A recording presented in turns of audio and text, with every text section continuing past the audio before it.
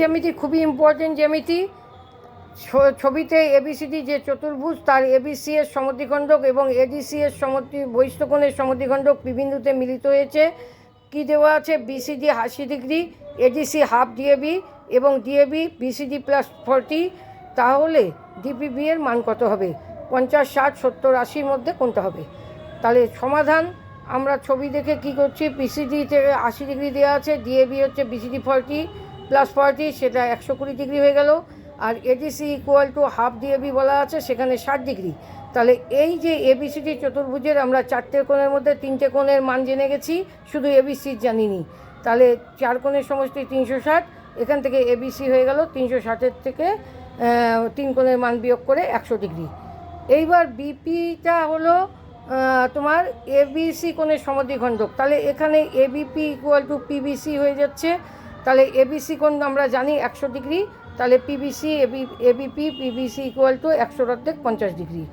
আবার পিবিডিসি পরস্পরকে ও বিন্দুতে ছেদ করেছে, তাহলে এখানে বিওসি সমান ডিওপি হচ্ছে, বা পিওবিডি যাই কিছু বলতেও না কেন, হ্যাঁ। তাহলে এখান থেকে সেটা আবার হচ্ছে, আমরা যদি এই ত্রিভুজ থেকে যাই, এখানে বি কোণ জানি, সি কোণ জানি, তাহলে ও কোণটা বের করে নেবো 180 থেকে বিয়োগ করে। তাহলে এখান থেকে বিওসি ডিওপি ইত্যাদি 180 থেকে এই কোণগুলো বিয়োগ করে আমাদের 50 ডিগ্রি এসে গেছে। তারপরে আমরা আগেই পেয়েছিলাম এডিসি হচ্ছে 60 ডিগ্রি, তাহলে এমডিসিটা বহিস্থ কোণ, তাহলে এইটা হচ্ছে দুটো মিলে 180, তাহলে 180 থেকে 60 বিয়োগ করলে 120 ডিগ্রি, হ্যাঁ এমডিসিটা। তাহলে এমডিসি 120 ডিগ্রি। আবার পিডি, পিডি হচ্ছে ডিএমসি এর সমদ্বিখণ্ডক, তাহলে ডিএমপি ইকুয়াল টু পিডিসি। তাহলে এইতে হলো তোমার কী হলো, এরা দুইজনে হবে। আমরা অলরেডি পেয়ে গেছি যে এই কোণটা 60 ডিগ্রি, তার মানে এরা দুইজনে আলাদা করে 60 ডিগ্রি করে হয়ে গেল। তাহলে এইবার হলো এই ত্রিভুজটার মধ্যে ও কোণ জানো, ডি কোণ জানো, পি কোণ বার করতে হবে। তাহলে আবার 180 থেকে ও কোণ ডি কোণ বাদ করে দিলে পি কোণ বেরিয়ে যাবে, সেটা 70 ডিগ্রি। এইবার পি কোণটারই মান চেয়েছে, ডিপিও আমরা বের করেছি ইকুয়াল টু ডিপিবি, তাহলে ডিপিবি 70 ডিগ্রি।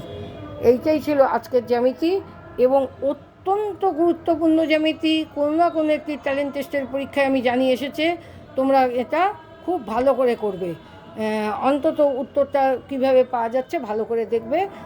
আর তোমরা ভিডিও ভালো লাগলে লাইক করো, ভিডিও কারুর প্রয়োজন থাকলে শেয়ার করো, হ্যাঁ। এইটুকুনি তোমাদের কাছে আমার চাহিদা, আর কিছু বলার নেই। Thank you.